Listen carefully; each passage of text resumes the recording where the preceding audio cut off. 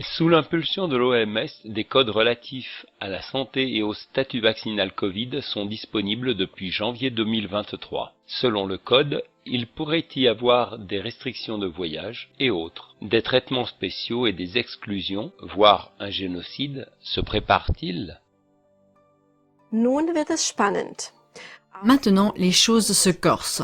Lors du sommet du G20 en 2022, les dirigeants des 20 plus grandes économies ont annoncé l'objectif commun suivant. Un système mondial de carnet de vaccination numérique doit être mis en place sur la base des standards de l'OMS. Seules les personnes disposant d'un carnet de vaccination numérique sur leur téléphone portable pourront voyager à l'étranger.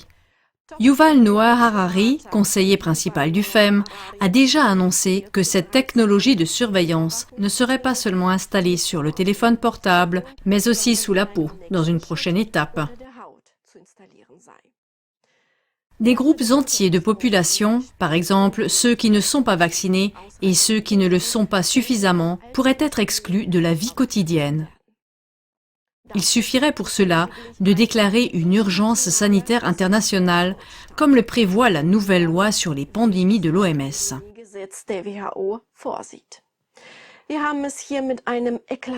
Il s'agit ici d'une atteinte flagrante à la vie privée, voire de la suppression des droits de l'homme. En rapport avec ces codes, il a été révélé début février 2023 que les enseignants de la ville de New York qui ne se faisaient pas vacciner étaient marqués dans leur dossier personnel.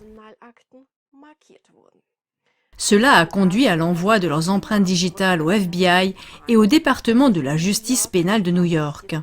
Le but de cette mesure n'est pas encore clair. Mais l'ancien enseignant d'une école publique, Michael Kahn, fondateur de Teachers for Choice, a des soupçons, à savoir que les enseignants non vaccinés à New York doivent être considérés comme des extrémistes de droite, voire des terroristes, explique Kahn. Oder sogar Terroristen angesehen werden sollen, so Kane wörtlich. Or, tout traitement spécial de ce type à l'égard de groupes ethniques est interdit par la charte de l'ONU. La raison en est évidente. La stigmatisation des Juifs dans l'Allemagne nazie par une étoile juive qu'ils devaient porter de manière bien visible a inévitablement entraîné la persécution des Juifs. Devant cette menace, les peuples avaient conclu un accord particulier après la Seconde Guerre mondiale. Dans la Convention de l'ONU du 9 décembre 1948, ce n'est pas seulement le génocide qui a été rendu punissable, mais aussi toutes les étapes qui le précèdent. Il peut s'agir d'un traitement spécial de groupes ethniques qui détruit leur existence et provoque des dommages psychiques. Ce passage a également été introduit dans le Code pénal allemand le 9 août 1954 en tant que paragraphe 220A.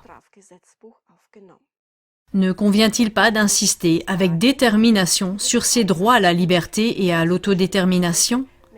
Ne faut-il pas abolir cette stigmatisation imposée par l'OMS avant qu'un autre génocide ne se prépare, cette fois contre le groupe des non-vaccinés?